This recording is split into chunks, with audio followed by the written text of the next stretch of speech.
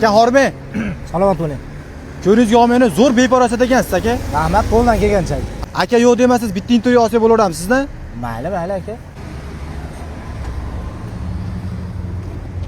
Aka mana hozir chorrahada zo'r beparosatlarga o'xshab tupirdingiz. Yo'q, stop. Meni kimlargadir o'xshatmay, men o'shini o'ziman beparosatni o'zimanmi aka? Yo'q. Ha. Bunaqa natijaga qanaqa qilib berishgansiz aka? Yaxshi savol bo'ldi. Beparosat bo'lish ham oson bo'lmagan, juda qiynalganman. Boshida uyalardim.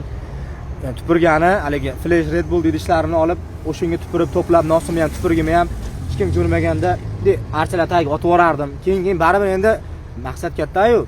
Sekin mashinani sal eshigini ochib turib, tupurib yopib oldim. Shunaqa qilib ko'nikma hosil qilib odamlardan o'rgatib, hozir mana bemalol aynalarda ochirib nosimni ham tupuraman. Ko'rdingiz mana gavjum joylarda svetofor qizil bo'lgan to'xtab, bemalol xohlasam nariga oynani ochib tupuraveraman, hozir mana. Aka yana kelajakda maqsadlaringiz bormi? Ha, maqsadlar juda ham katta. Poyezddan chiqib tupurmoqchiman, samolyotdan kallamni chiqarib tupurmoqchiman, parashyutlarda yerga qarab tupurmoqchiman. Shu odamlar betiga tupurmoqchiman. Kelajakda shu rejalar bor. Aka yana qanaqa beparosat qiliqlaringiz bor tupurishdan tashqari? Endi hozir yangi bitta qiliq o'ylab topganmiz. Hozircha testiviy rejimda, yashirin holatda, bezuk holatda faoliyat qilyapmiz buni endi. Nimani degib ketdi?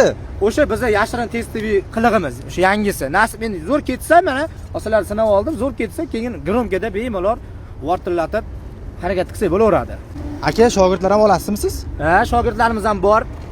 Shukur shogirdlarimiz ham bor, yo'q emas. Ularga ham o'rgatamiz, lekin hozir nima desa bo'ladi? Beparosat bo'lish ham oson emas. Chunki raqobatchi ko'p. Mana men to'xtab tupursam, mendan zo'r tupuradigani bor-da. Piyola deb nosim bilan tupuradigan bor. Men undan o'tishim kerak-ku. Men o'g'lanning o'si bo'lishim kerak-ku. Shuning uchun shogirdlar ko'p, tarbiyalayapmiz, yaxshi harakat qilishyapti. Aka, bunaqa beparosat qiliqlaringizni qachon tugatmoqchisiz?